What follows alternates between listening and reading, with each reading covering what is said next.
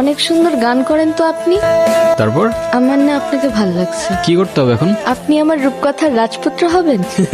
না, কেন? আপাতত ফ্রেন্ডশিপ করতে পারেন। ফ্রেন্ডশিপ করে কি হবে? আপনি আমার রাজপুত্র হবেন আর আমি আপনার রাজকন্যা। ভাইয়া আপনারা কিছু মনে করেন না তো, আমার বান্ধবীর স্কুল একটু ঢিলা আছে। এই চল তো তুই। হাই রাজপুত্র, আপনার নামটা যেন কি? আমি মেবি আপনাকে আমার নাম কখনো বলিই নাই। কোথাও যাচ্ছেন নাকি? ওই গিটারের স্ট্রিং কিনতে। আরেকদিন কিনেন, চলেন না একটা লং ওয়াকে যাই। কেন?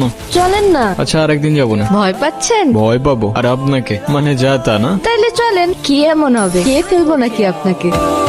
আপনার ভয়েসটা কিন্তু মাশাআল্লাহ, কিন্তু আপনি কি সারাক্ষণ এই গিটারটা নিয়ে ঘুরঘুর করেন? আমার জন্মদিনে আমার মা গিফট করছিল এটা। সাপোজ যদি কখনো মিউজিক ছেড়ে দিতে হয় তখন কি করবেন? মিউজিক ছেড়ে দিতে হবে মানে বুঝলাম না তো আমি। সমস্যা কি আপনার? ফাইজলামি করতেছেন আমার সাথে? আরে সরি, আমি তো মজা করছিলাম। মিউজিক এটা কোনো জোক না যে মজা করবেন। আচ্ছা সরি তো, আচ্ছা কান ধরছি, সরি। It's okay. আচ্ছা, আমার না যেতে হবে, লেট হয়ে যাচ্ছে। ইস, লেট হয়ে যাচ্ছে। কি এমন কাজ তোমার? মানে আপনি থেকে ডিরেক্ট তুমি তো চলে আসছো না? হ্যাঁ, কেন, কোনো সমস্যা? কেন যেন মনে হচ্ছে তুমি খুব নাচরবান্ধা টাইপের মানুষ না? তুমি বুঝলে কি করে? এমনি গেস করলাম।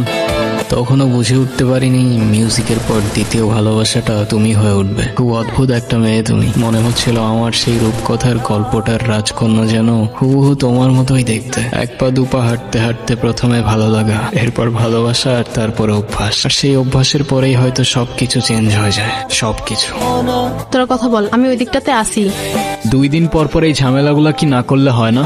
কি কিছু বলবা না? যা বলে সেটা তো বলছি আমি তোমাকে। শুনতেছো কোথায়? শোনার মতো কোনো কথা বললে অবশ্যই শুনতাম, কিন্তু তুমি যেটা বলতেছো সেটা আমার পক্ষে করা পসিবল না। কেন পসিবল না? মানে তোমার লাইফে কি আমার থেকে তোমার মিউজিকের প্রায়োরিটি বেশি? মানে তোমার সাথে তুমি মিউজিকের প্রায়োরিটির কম্পেয়ার কিভাবে করো সেটাই আমার মাথায় ঢোকে না। রোহান, একটু প্র্যাকটিক্যাল হও। জীবনটা তো আর কোনো রূপকথার গল্প না। আমার গ্রাজুয়েশন শেষ, এভাবে আর কতদিন?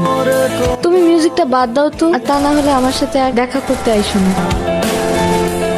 যে নম্বরে কল করেছেন সব ভাই লোক। কি রে, তোর তো কোনো খোঁজ খবরই নাই। আচ্ছা, গিটারটা রাখতো। 12 টাকা পাঠিয়েছে, আমি টাকাটা উঠে আসি। সাবধানে রাখিস। আসসালামু আলাইকুম ভাই, দেখি গিটারটা। ভাই এটা রোহানের গিটার। তো কি হয়েছে? না ভাই কিছু না। ভাই এটা কি করলেন? তোর রোহান রে কইস এই গিটারের তার যেমন ছিঁড়ছি না, তোর রোহান রে ধরলেও না এমন করে ছিঁড়ালাম। কে ছিড়ছে? জাকির ভাই। Sorry Rohan, sorry. ঠান্ডা হয়, এতটা গরম হচ্ছে না। এটা তুই ঠিক করস। এটা কোনো র্যান্ডম গিটার না, এটা আমার ইমোশন। তোর ইমোশন আছে, আমার ইমোশন নাই। আমার গার্লফ্রেন্ড তোর পোস্টে ক্রাশ লেগে কমেন্ট করবো কেন? আমার ভালো লাগে নাই, তাই আমি তো তার ছেড়ে দিই। আরে তো তোর গার্লফ্রেন্ড তুই সামলা না ব্রো। হ্যালো, কোথায় তুমি? তুমি কোথায়? তোমারে কতগুলা কল দিছি আমি। রনির কাছে শুনলাম কি ঝামেলা হয়েছে। না সমস্যা নেই, তেমন কিছু হয়নি। সমস্যার কথা বলি নাই আমি। তুমি এক্ষুনি দেখা করো আমার সঙ্গে। কি অবস্থা? কেমন আছো? তুমি কবে ছাড়বে এসব?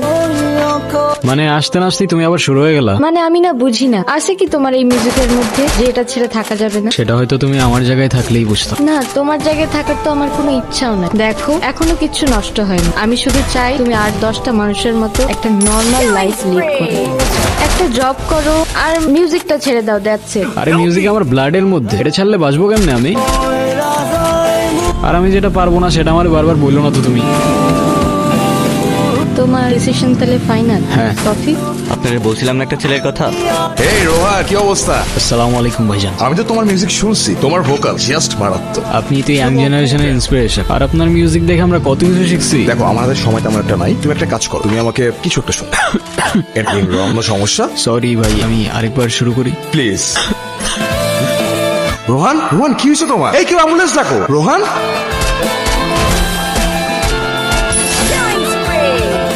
তাহলে ভালোই হয়েছে। এই মিউজিক টিউজিক আর করতে হবে না। চলো না আমরা আবার নতুন করে সব শুরু করি। কিন্তু তোমার ভোকালের যে কন্ডিশন, আমি চাইলেও তোমাকে হেল্প করতে পারছি না। মানতে পারছিলাম ভাগ্যটা আর না জীবনটা সহজ হচ্ছিল। বলতে বলতে আমি আমার কাহিনীর ঠিক শেষ পর্যায়ে চলে এসেছিলাম, আর তখন মনে মনে কবির লেখা সেই 4টা লাইন খুব মনে পড়ছে। খেলা ঘর পাতা আছে এই এখানে, স্বপ্নের ঝিকিমিকি আকাশ এখানে, এখানে রাতের ছায়া ঘুমের নগর, চোখের পাতায় ঘুম ঝরে ঝড় ঝড়।